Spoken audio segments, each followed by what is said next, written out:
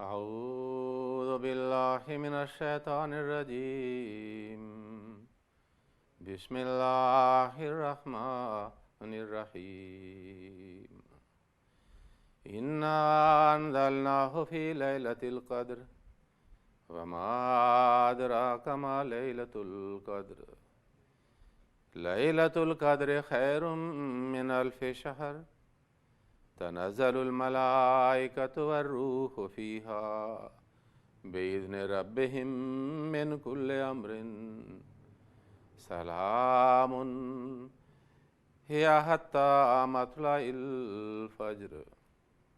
Assalamu alaikum wa rahmatullahi wa barakatuh.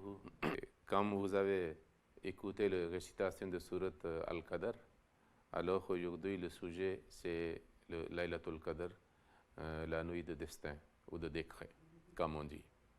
La traduction de ces versets que j'ai récités de Surat Al-Qadr est la suivante. Assurément, nous l'avons fait descendre pendant la nuit de Al-Qadr.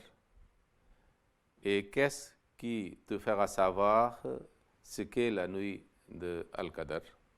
La nuit d'Al-Qadr vaut mieux que 1000 mois. Durant celle-ci descendent les anges et l'esprit avec le décret de leur Seigneur concernant chaque chose. Tout est paix, et il en sera ainsi jusqu'à la naissance de l'aube.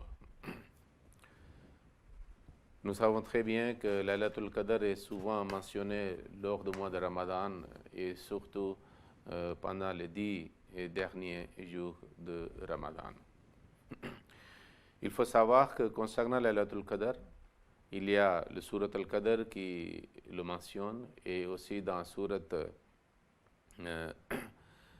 Ad-Dukhan, il y a cette nuit est mentionnée au nom de Laylatul Mubaraka, une nuit bénie.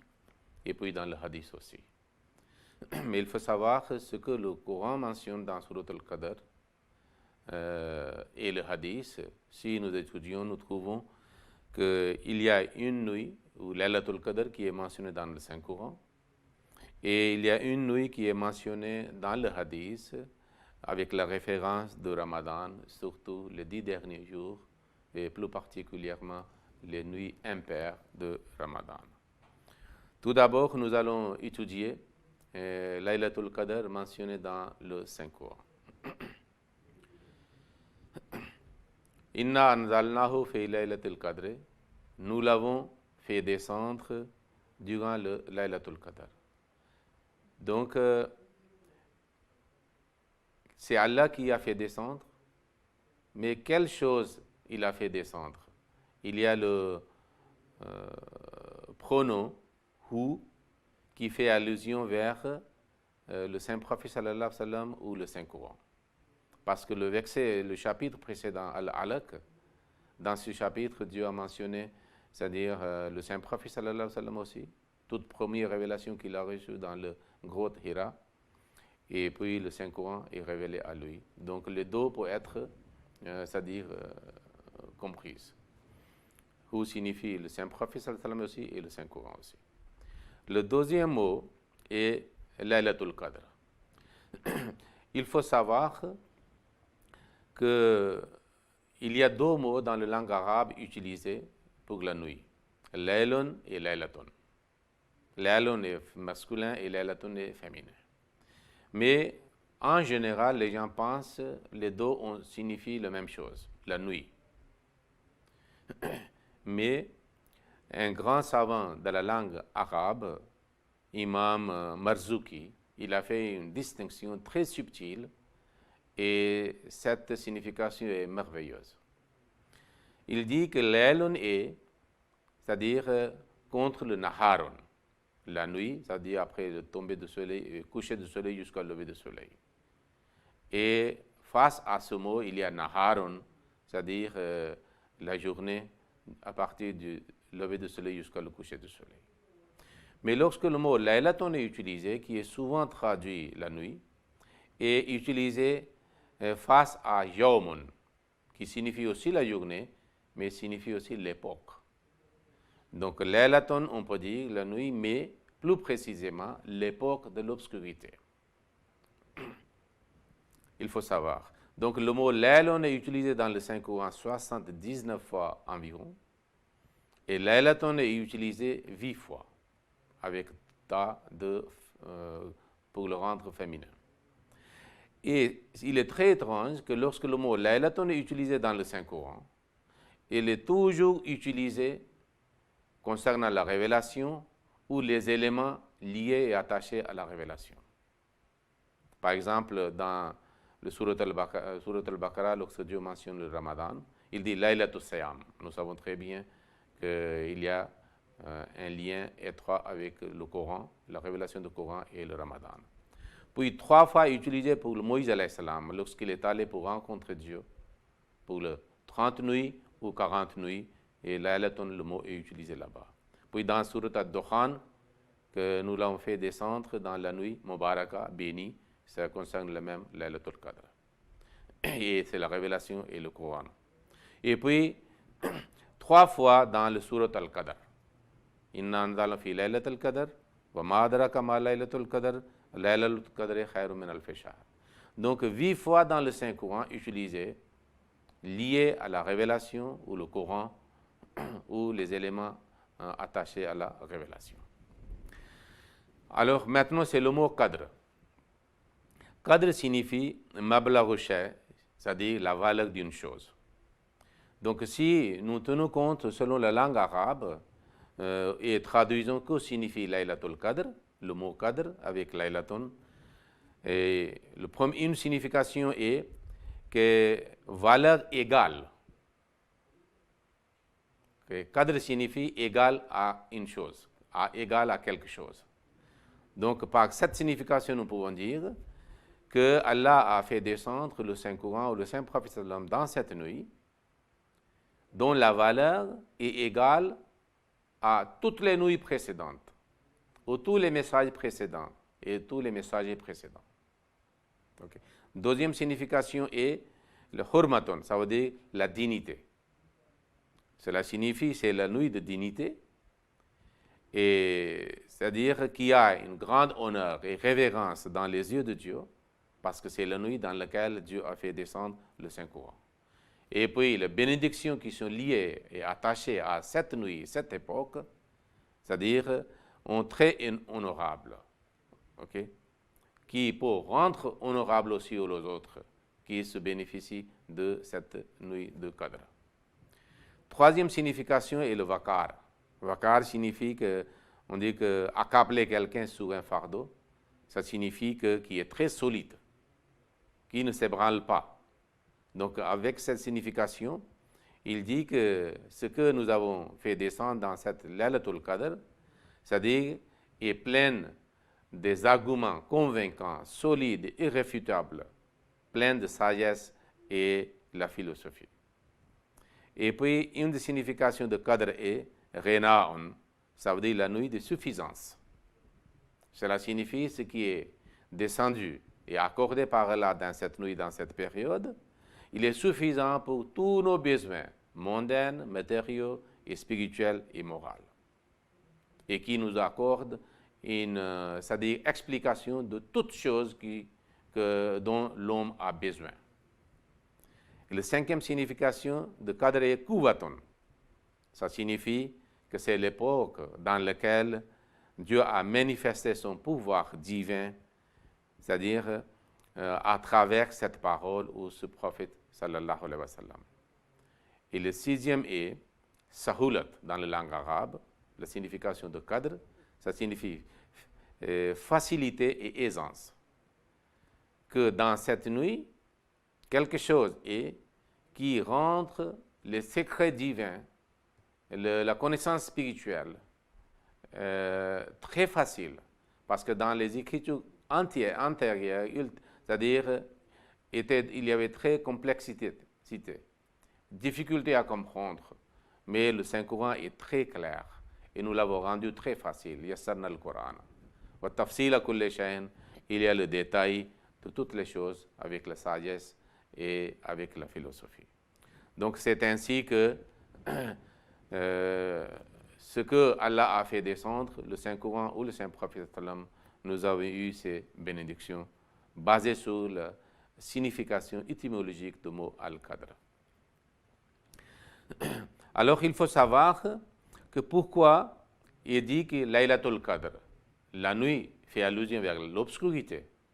Pourquoi cette époque est appelée Laylatul Qadr, malgré qu'il y a une grande valeur, dignité, majesté, aisance, suffisance, facilité, pouvoir. Mais pourquoi c'est Laylatul Qadr? Parce que nous savons très bien que Laylatul Qadr qui est mentionné dans Surat Al-Qadr est le plus grand de Laylatul Qadr de l'époque de Saint-Prophète. Mais à l'arrivée de chaque prophète, il y a Laylatul. Il y a l'obscurité. Il vient pour faire sortir les gens vers la lumière. Donc l'époque de l'avènement de chaque prophète est Laylatul Qadr, mais plus grande Laylatul Qadr est celle de Saint-Prophète sallallahu alayhi wa sallam. C'est pour cela, quand nous voyons que même il y a les prédictions pour l'arrivée de certains prophètes, comme Jésus-Christ, Krishna et le Saint-Prophète sallallahu alayhi wa sallam, le Bouddha, vous lisez la prédiction concernant leur deuxième arrivée, c'est mentionné qu'il y aura le ténèbre lorsqu'il viendra, il y aura le désordre lorsqu'il viendra. Donc, c'est l'obscurité, l'époque de l'obscurité est liée avec l'avènement des prophètes. C'est ainsi que le monde était plongé dans l'obscurité absolue lorsque le Saint-Prophète sallallahu alayhi wa sallam est venu. C'est pour cela, même celui qui viendra au nom de Saint-Prophète sallallahu alayhi wa sallam, dans Surat Juma, il y aura, c'est-à-dire, la foi n'existera plus sur la terre lorsque le Mahdi et le Messie viendra. La yabqa min al-islam illa ismuhu wa la yabqa min al-Quran illa rasmuhu. Ni l'islam véritable, ni le Coran véritable. L'obscurité, et quelqu'un viendra au nom de Saint-Prophète sallallahu alayhi wa sallam pour faire sortir les gens des ténèbres vers la lumière. Maintenant, que signifie Vama adraka ma laylatul qadr? Cela signifie que vous ne pouvez pas comprendre, vous ne pouvez pas imaginer la vraie profondeur, la vraie bénédiction qui sont liées à cette Laylatul Qadr. C'est Allah qui va révéler et mettre en évidence, c'est-à-dire ces bénédictions. C'est hors de votre imagination, les bénédictions qui sont liées à ce Laylatul Qadr. Laylatul Qadr khayrun min alfi shahr. Je suis un peu rapide parce que le sujet est très long. Okay. Il dit que cette Laylatul Qadr vaut mieux que 1000 mois.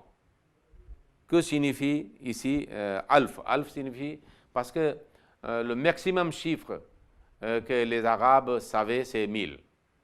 Ça signifie qu'il n'y a pas de borne, il n'y a pas de limite. Lorsque vous voulez dire quelque chose, sans limite, illimité, vous dites alf.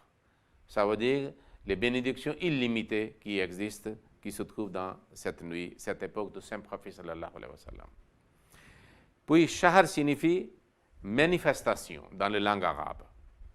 Cela signifie que il y aura illimitée manifestation de grandeur, de l'honneur, de pouvoir de Dieu dans cette époque. Et il y aura aussi, c'est-à-dire la nature humaine, dont les talents et facultés sont cachés, seront mises en évidence dans cette nuit, de façon éclatante. Une manifestation, c'est-à-dire hors de commun. Et puis, shahr signifie aussi alim, ça veut dire le savant, qui fait allusion vers le savoir et la connaissance. Alors, ça signifie que dans cette Laylatul Qadr, le savoir et la connaissance qui sera accordée à l'homme, ce sera plus que 1000 mois, ça veut dire environ un siècle, dans l'époque de Saint-Prophète. Et plusieurs milléniums aussi. C'est pour cela ce que Allah nous a donné à travers cette époque, en forme de Saint-Coran et de Saint-Prophète. Nous ne pouvons pas trouver maintenant durant des siècles et milléniums aussi. Alors, shahr signifie le mois aussi, c'est-à-dire un mois ou 2 mois, on dit. Cela signifie que l'époque de Saint-Prophète sallallahu alayhi wa sallam est le meilleur. Parce que shahr signifie environ, c'est-à-dire 1000 mois signifie environ 85 ans et quelque chose. C'est la vie pleine d'un homme possible. La vie pleine possible d'un homme, ou même un siècle. Cela signifie que si quelqu'un est trouvé cette nuit, l'époque de Saint-Prophète, sallallahu alayhi wa sallam, même une partie, vaut mieux que sa vie entière. Parce que ce qu'il pouvait faire dans cette époque, ce qu'il pouvait obtenir comme des bénédictions et des bénéfices dans cette époque, les autres ne peuvent pas obtenir durant toute leur vie possible, le plus longue. Alors, Tatanazalul malaikatu wa ruh, ça veut dire c'est une nuit. Il faut savoir que la nuit fait allusion aussi vers les difficultés, problèmes, sacrifices, menaces, dangers, troubles, persécutions de ceux qui vont accepter le Saint-Prophète et le Saint-Coran. Mais il a dit, c'est Laylatul Qadr, mais quelle est la grandeur que Tatanazalul malaikatu, les anges descendent, ça veut dire quelque chose de particulier. Varruhu, ça veut dire particulièrement, c'est lui qui est responsable de révélation, Ruhul Qudus, on peut dire Saint-Esprit. Fiha, ça veut dire dans cette nuit. Ça veut dire pas seulement la révélation, mais les anges aussi descendent avec cette révélation, qui montre le gauloir ou le grandeur de cette révélation et particularité. Et puis, pourquoi les anges? Parce que ce sont les anges qui vont faire naître dans l'esprit et la conscience des gens pour favoriser une ambiance pour la réussite et la victoire finale de ce messager et ce livre et cette révélation. Parce que c'est eux qui vont transformer le peuple. Voyez les Sahaba qui étaient avant et après l'avènement de Saint-Prophète, comment ils sont devenus transformés complètement, comme une distance de ténèbres et la lumière. Et puis, Be'izne Rabbihim, cela signifie, par le commandement de Dieu, ils vont descendre et leur descente est selon le décret et le commandement de Dieu. Pourquoi? Parce qu'à cette époque, ce sont les anges qui vont créer un changement. Les ulama ou les savants ne peuvent pas le faire. Min kulli amrin, ça veut dire pour toutes choses qui sont nécessaires pour une révolution ou pour la victoire finale de l'islam et le prédominant de l'islam. Il y aura pour toutes les choses, même pour contrecarrer ceux qui veulent créer l'obstacle et entraver et retarder ce progrès. Donc il y a la solution de tous les problèmes révélés dans cette nuit et accordés dans cette nuit par Allah. Il faut savoir, puis il dit Salamun hiya hatta matla'il fajr, la paix jusqu'à l'aube, naissance de l'aube.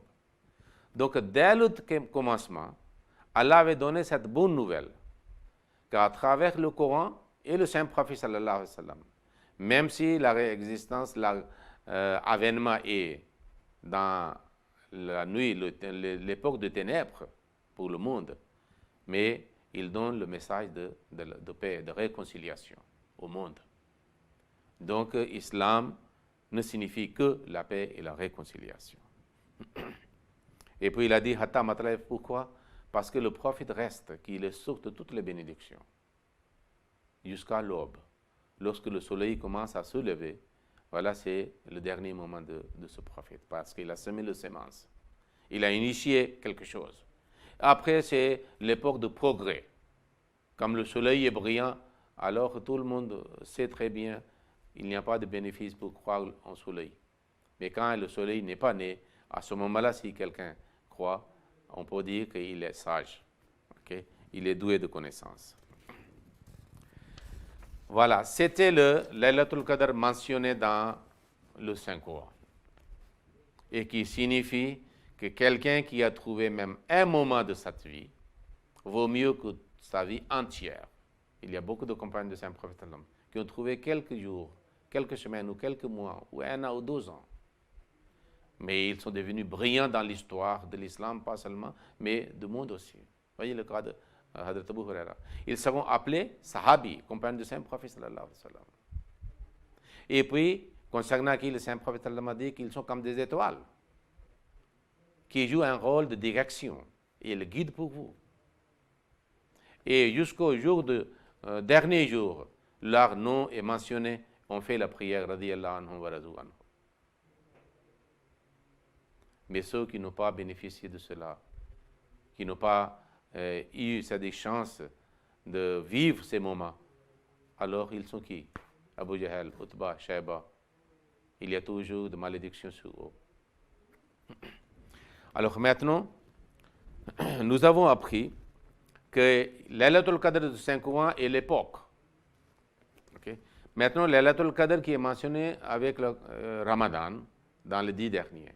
Il faut savoir que souvent les gens ont une tendance, je voulais présenter cela, que les gens commencent à célébrer, il y a des programmes de télévision, ils sont en train de, c'est-à-dire rester réveillés toute la nuit dans les télévisions, il y a des programmes surtout dans les pays asiatiques, au Pakistan, des choses comme ça. Mais on ne trouve pas ces éléments dans l'époque de Saint-Prophète.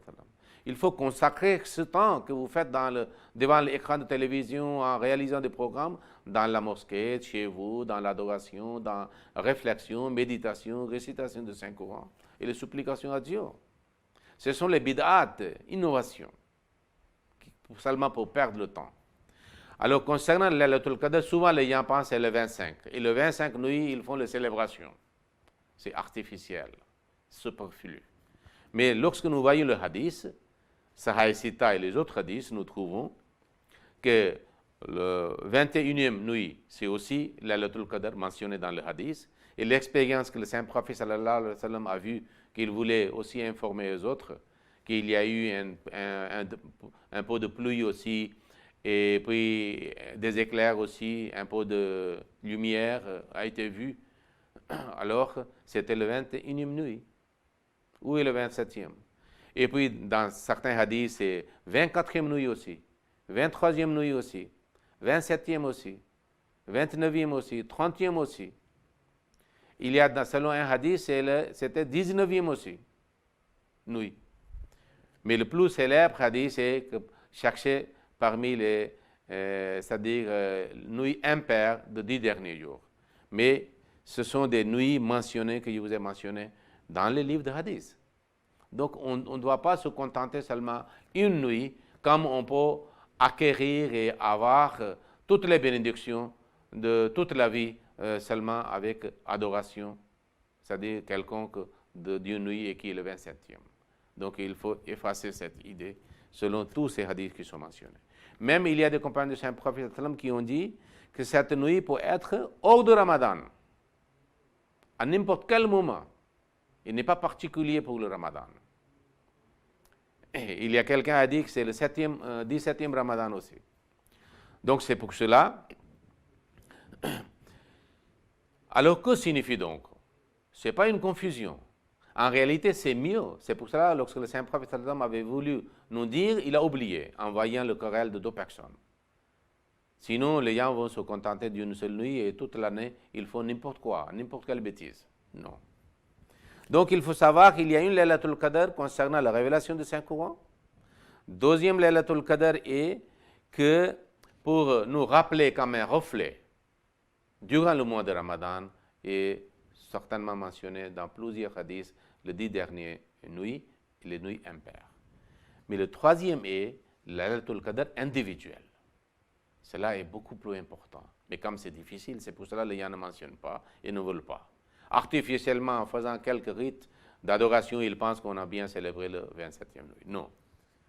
Alors, cela signifie que Laylatul Qadr est telle lorsque quelqu'un a un moment dans sa vie où il atteint la maturité ou la majorité spirituelle.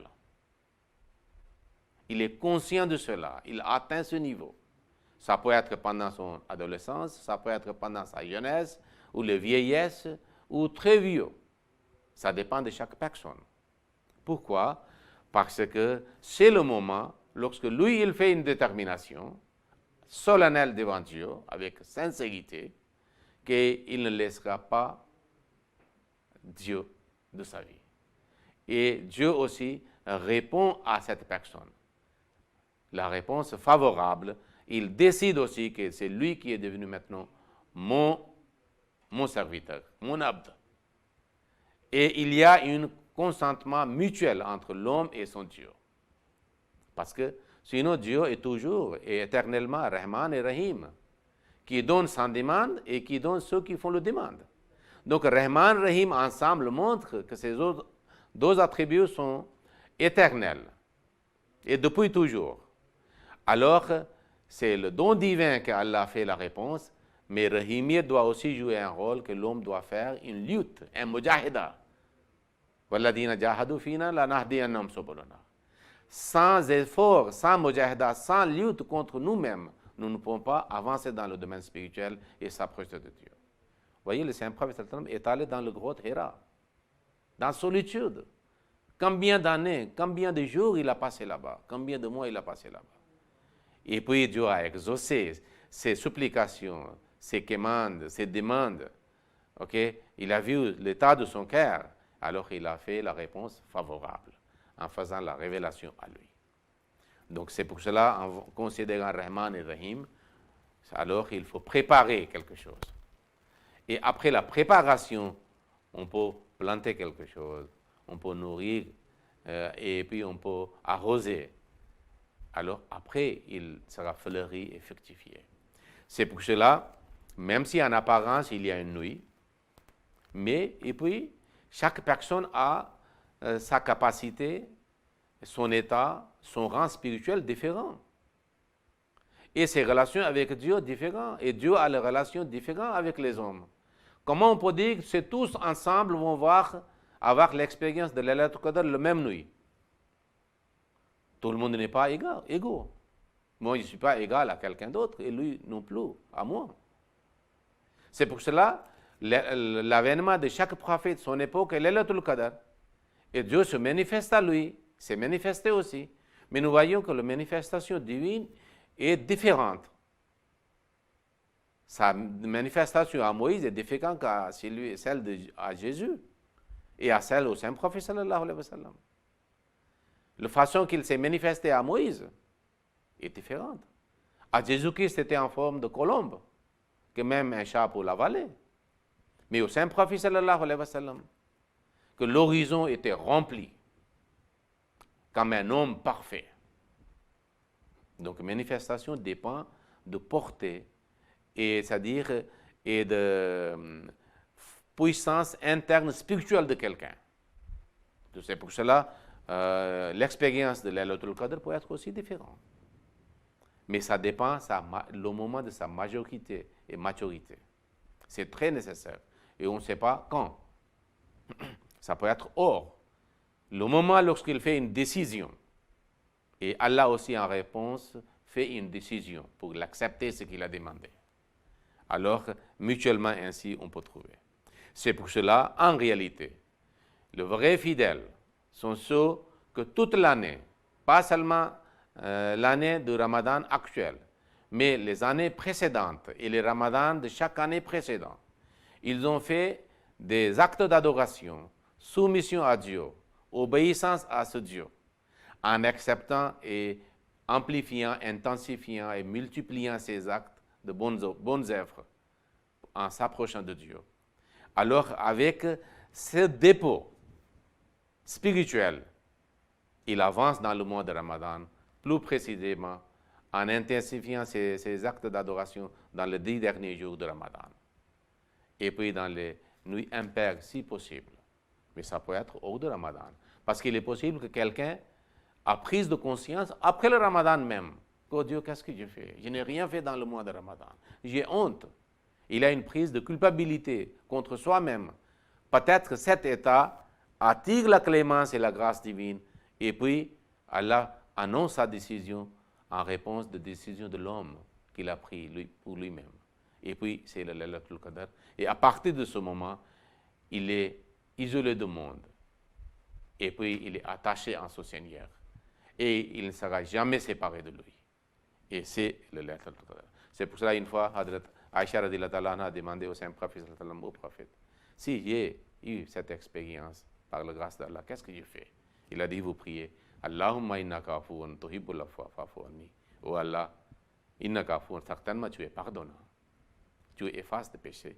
Tuhibbul afwa, tu aimes effacer et pardonner les péchés. Fa'fu anni, veuillez me pardonner aussi. Malgré cette expérience très extraordinaire, cette prière, c'est ainsi qu'on demande à Dieu que l'homme reste pur dans les yeux de Dieu. Il reste attaché à lui. Et Dieu attache avec lui. C'est ça. Ya ayyatuhan nafsul mutmainna, irji'i ila rabbiki radiyatan mardiya. C'est nafs mutmainna, l'état de l'homme satisfait, l'âme satisfaite de Dieu, et Dieu est satisfait de lui. Et puis il entre dans son paradis, parmi ses serviteurs. Allahumma salli ala Muhammadin wa ala ali Muhammadin wa barik wa sallam, innaka hamidun majid. Allahumma salli ala Muhammadin wa ala ali Muhammadin kama sallaita ala Ibrahim wa ala ali Ibrahim innaka Hamidum Majid.